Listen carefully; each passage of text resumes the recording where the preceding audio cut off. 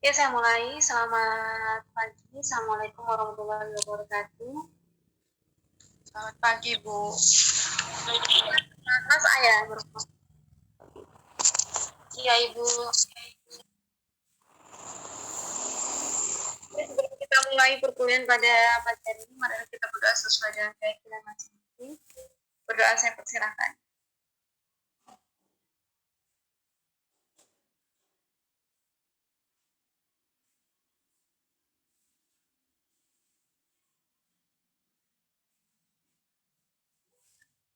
Oke, berdoa selesai.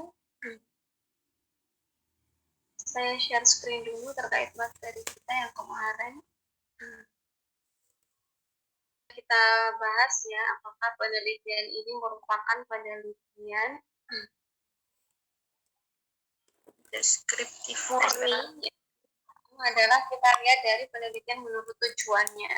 Kalau dari tujuan, apakah ini penelitian murni atau penelitian terapan? Jadi seperti yang kemarin penelitian murni itu sudah ada teori sebelumnya, tetapi saat ini kita mengembangkan teori yang sudah ada. Ya, jadi ngeceknya dari mana? Di latar belakang. Di latar belakang itu di pendahuluan. Penelitian ini sebelumnya dilakukan oleh siapa, teorinya siapa, itu berarti dia merupakan penelitian murni kita untuk mengembangkan. Tapi kalau terapan tidak ada teori sebelumnya. Jadi ada permasalahan, belum ada penelitian sebelumnya di wilayah tersebut, belum ada teori, itu merupakan awal, merupakan penelitian terapan untuk memecahkan masalah.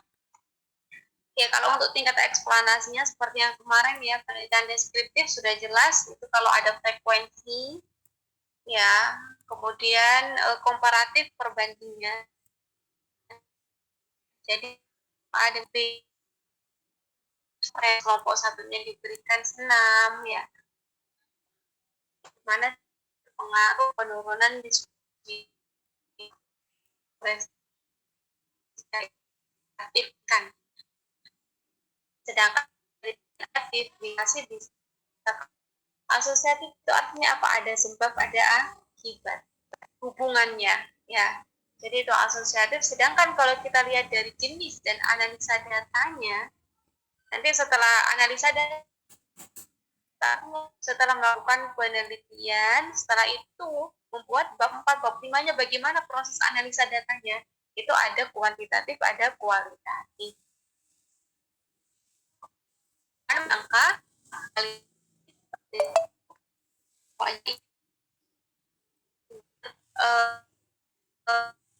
kemudian Oke, untuk pagi hari ini kemarin Bapak sudah untuk memberikan contoh penelitian kuantitatif dan kualitatif, artinya apa? Penelitian campuran. Ya, jadi dalam satu penelitian itu menggunakan dua metode, artinya mixed method. Ya, kita mengenalnya dengan mixed method.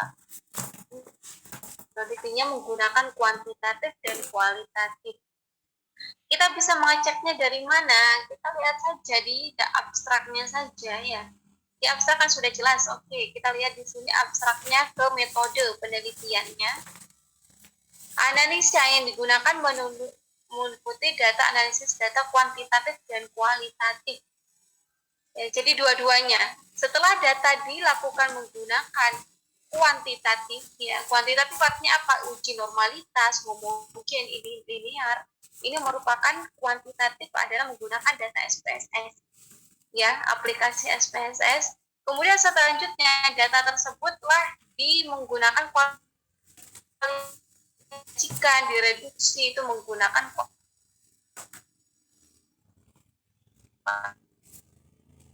kuantitatif. Jadi ada dua kan metodenya. Kalau kuantitatif saja ditakutkan karena ada bias ya, jadi tidak valid untuk penelitiannya. Kalau kualitatif saja bisa jadi nanti ada bias juga ya, ada banyak hal yang mempengaruhi ya. Itu juga merupakan kelemahan-kelemahannya. Jadi makanya lebih baik menggunakan yang mixed method ya. Jadi memang membutuhkan waktu yang lama. Kalau kalian peneliti yang menggunakan mixed method ini 1 semester kurang ya. Jadi setidaknya kalian tahu dulu bagaimana sih penelitian mixed method itu. Gimana kita bisa melihatnya? Kita bisa melihatnya dari hasil. Oke, ini kan hasil dan pembahasan. Ini adalah merupakan sudah berbentuk angka-angka, kemudian di sini hasil ini ya R square, kemudian A-nya berapa, koefisiennya. Ini merupakan penelitian kuantitatif, artinya apa? Berbentuk angka hasil. Sedangkan ada lagi ditambahkan lagi untuk melengkapinya dengan menggunakan kualitatif, seperti ini kualitatif. Jadi analisa sebelum di lapangan ini observasi singkat. Kalau tidak hanya wawancara ya, kalau kalian melakukan observasi, ceritakan di sini berbentuk kata-kata. Kemudian analisa dulu selama di lapangan bagaimana ini sebelum di lapangan. Setelah itu juga menggunakan kata-kata. Ya.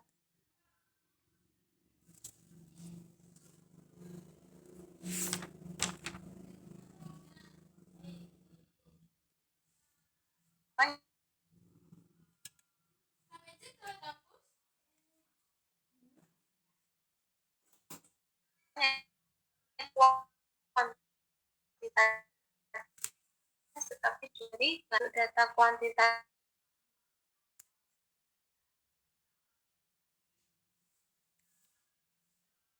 bingung enggak kan, gampang. Perbedaannya hanya tadi hasil pembahasannya. Kalau kuantitatif berdasarkan angka, kualitatif itulah kan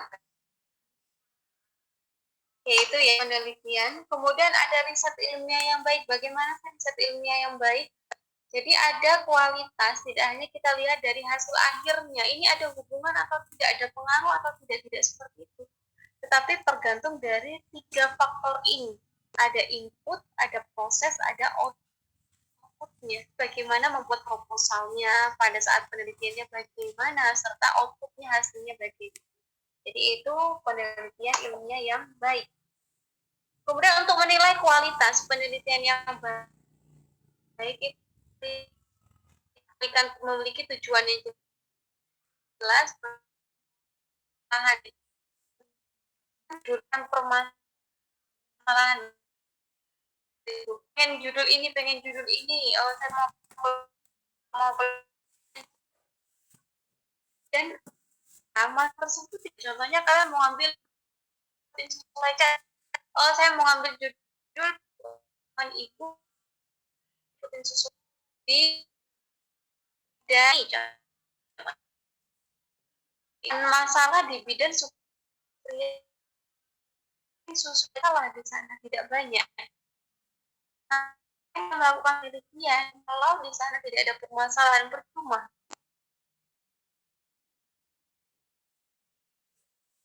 Ya, itu bukan berarti kalian nanti mau melakukan penelitian kawan optimasi kesehatan. Contohnya kalian, oh saya pengen melakukan penelitian di bidang B, contohnya seperti itu, bidang Dina contohnya. Ya udah kalian datang ke bidang Dina, ya tatap muka, tanya di sana permasalahannya apa yang banyak Bu selama 3 bulan terakhir ini terkait dengan kesehatan ibu dan anak. Pasti bidang tersebut akan menjelaskan, oh ini dari data saya, ini dari buku kohort ibu, ini buku kohort balita, ini seperti ini permasalahannya yang banyak, yang balita ini, yang ini banyak yang ini. Ya sudah, pasti akan menjelaskan, oh ternyata yang banyak di situ stuntingnya. Barulah kalian ungkap masalahnya, membuat judul bagaimana, kalian tentukan topik dulu. Oh, bukan caranya, Bu, kenapa kok bisa stunting yang apa karena pengetahuan ibu yang kurang atau pada hamil atau pada masa perkembangan si anak, pasti bidan tersebut akan cerita. Oh karena ini Mbak, rata-rata biasanya di kehamilannya pada saat ibu hamil itu mengalami anemia, itu yang kalian angkat. Oh berarti kan dugaan sementara bidannya. Bagaimana membuktikan memang karena di sana stunting, memang karena anemia, karena itu karena apa? Dengan penelitian. Jadi membuktikan secara ilmiah. Kalau tadi hanya sebagai opini saja, hanya dari asumsi dari peneliti, dari bidannya, oh karena ini. Kita membuktikannya dengan apa? Dengan melakukan penelitian. Oh ternyata tadi karena anemia, karena oke kita buat judul hubungan anemia pada ibu hamil dengan kejadian stunting pada bayi atau pada balita contohnya. Itu dijadikan judul seperti itu. Jadi harapannya apa? Jadi memiliki tujuan yang jelas kalian. Penelitian, oh nanti harapannya saya melakukan penelitian ini membantu bidannya untuk memecahkan masalah ini. Membantu bidannya, oh ada enggak hubungannya tadi anemia? Setidaknya, oh berarti karena anemia. Setelah kalian melakukan penelitian, oh ternyata karena anemia, karena ibu yang itu resikonya tinggi untuk melahirkan anak dengan stunting. Berarti apa? Membantu bidannya kalian Bu. Nanti kalau ada ibu hamil atau yang masih merencanakan kehamilan, jangan sampai mengalami anemia, jangan sampai mengalami cek. Itu untuk mencegah kan. Jadi kita membantu, memberikan sumbangsi saran kepada bidan tersebut untuk mengurangi kejadian stunting. Itu tujuannya. Kemudian yang kedua di sini menggunakan landasan yang landasan baik dari buku jurnal ya, penelitian yang ya, kembangkan hipotesis. Jadi nanti berarti hipotesis itu ada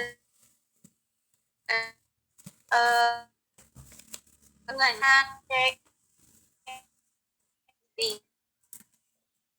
setelah itu dapat ya riset-riset yang lain di peneliti dulu, kemudian kalian mau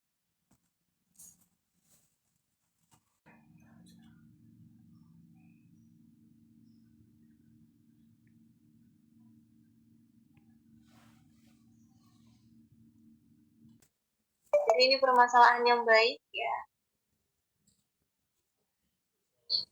Ada teori, ada waktunya. Jadi kalian harus mempertimbangkan waktu kalian, mempertimbangkan tenaga, dananya juga, faktor pendukung, datanya juga, izinnya yang paling penting ya dari pihak yang berwenang. Kalian melakukan penelitian di rumah sakit harus mendapatkan izin dari direktur rumah sakit.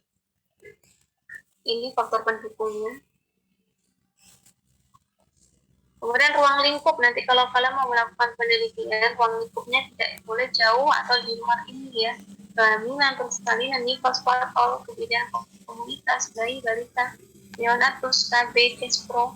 Ya, kalau kalian mau meneliti tentang lansia, contohnya lansia ya ambil yang perempuan ya, karena fokus ke kespronya ya. Jangan mengambil yang kepada laki-laki. Jadi fokusnya ke ketiganya. Ini contoh penelitian ya, analisis gizi kurang, penelitian analisis penyebab status gizi kurang pada balita di Kota Batu. Beberapa permasalahan yang terjadi. Ini contoh tempat tidur penelitian. Ya, ada yang ingin ditanyakan atau ada yang ingin diskusikan?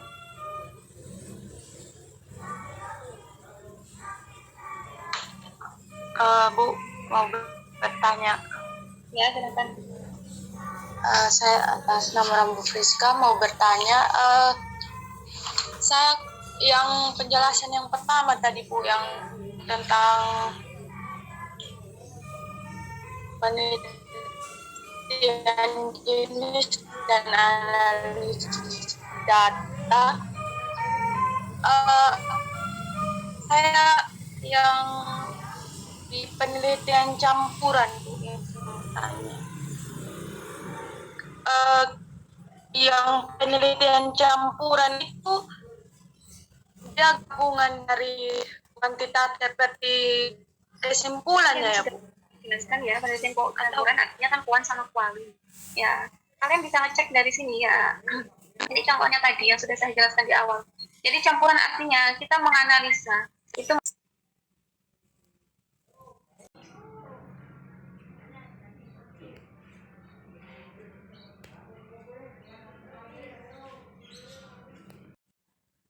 abstrak kan sudah jelas nih, kuantitatif dan kualitatif, atau lebih jelasnya lagi hasilnya kalian buka di hasil pembahasan. Hasil dan pembahasan ini kan ada. Ini yang kuan, ini yang kuali. Ya, kuali kan berupa kata-kata. Di kesimpulan juga pun ada. Gitu. Jadi ini contohnya dari penelitian kuantitatif atau mixed method, kuantitatif dan kuali artinya mixed method ya. Dua-duanya metode yang digunakan. Kalau kalian melakukan penelitian ini nanti untuk pembuatan di bab 2-nya, bab 3, lebih fokus di bab 3. Karena nanti di bab 3 itu akan membahas tentang metode penelitian. Kalian menggunakan jenis penelitian apa? Ya, tadi menggunakan jenis penelitian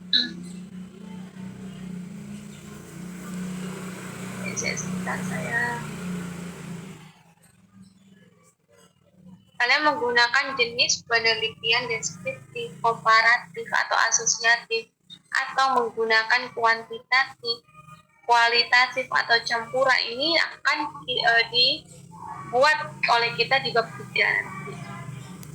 Sebelum kalian terjun ke lapangan, kalian membuat yang namanya metode. Jadi nanti ada metode, sasarannya siapa, analisa datanya menggunakan apa. Ya, jadi itu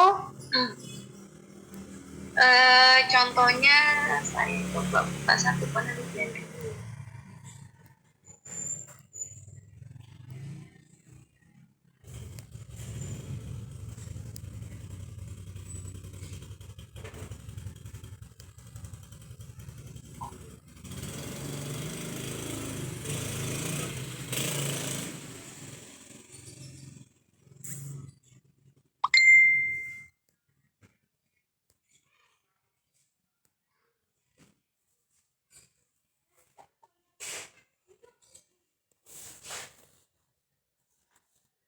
kok bahas dari bab 1, bab 2 itu akan ranah saya akan membahasnya. Nanti bab 3 itu bagaimana cara kalian nanti terjun ke lapangan itu akan dibahas di bab 3. Ini jenis penelitian ini udah jelas kan menggunakan metode kuantitatif ya. Jadi artinya apa? Jadi pastinya nanti kan berbentuk angka dengan pendekatan cross seksional. Ini artinya apa? Jadi nanti akan lebih jelas dijelaskan oleh Bu Fitri Aisyah cross seksional itu apa. Kemudian tempat waktu penelitiannya di mana, tahun berapa, populasinya siapa, ini ibu hamil, berapa orang sampelnya, ini akan dibahas Bu Fitri Aisyah. Bu kok fokus ke ini ya yang ditanyakan tadi terkait dengan analisanya. Oke, ini nanti akan Bu Fitri Aisyah jelaskan. Kalau kalian lanjut loncat ke sini nanti akan bingung. Baru ini ada analisa data. Ya, kalau analisa data berarti kan sudah jelas tadi kan menggunakan kuantitatif. Ya, kuantitatif berarti di sini kita lihat menggunakan apa? Oh, menggunakan T-square. Ya, jadi ini kita tidak menghitungnya sendiri ya, juga di sini menggunakan SPSS. Jadi menggunakan Statistical Program for Social Science. Ini adalah aplikasi. Kalau sudah aplikasi seperti ini kan sudah jelas kita menggunakan kuantitatif. Hasilnya seperti apa? Hasilnya seperti ini. Jadi ada angka-angka. Ini, hasilnya seperti ini. Hasil dari SPSS akan muncul seperti ini. Ya, di tabel aplikasi SPSS setelah kita masukkan data akan muncul data ini. Ya, hasil analisa. Jadi angka berbentuk angka. Angka inilah kita jabarkan di pembahasan. Maksudnya angka 0,02 ini apa? Maksudnya ini juga apa? Ini apa? Ini akan dibaca nanti di pembahasan. Di hasil dan pembahasan. Sedangkan kalau untuk penelitian kualitatif ini tidak ada ini. Tidak ada angka-angka gini. Jadi tidak ada. Hanya berbentuk kata-kata tadi, baik dari percakapan atau kutipan langsung tidak langsung. Seperti itu. Kalau yang penelitian dengan campuran mixed method itu adalah ada dua hasilnya. Ada hasilnya ini, ada hasilnya kata-kata. Jadi dua-duanya. Silakan kalian bisa melakukan penelitian dengan metode yang mana. Tetapi untuk kita diplomatiknya itu kan masih kuantitatif ya, jadi menggunakan kuantitatif. Kalau untuk mixed method itu bisa kalian lanjutkan nanti untuk deskripsi ya, untuk di tesis. Karena lingkupnya luas lagi. Karena kalian untuk menggarap KTI ini kan satu semester saja, jadi nggak cukup untuk melakukan mixed method. Ya, ada lagi? Ada lagi yang ditanyakan?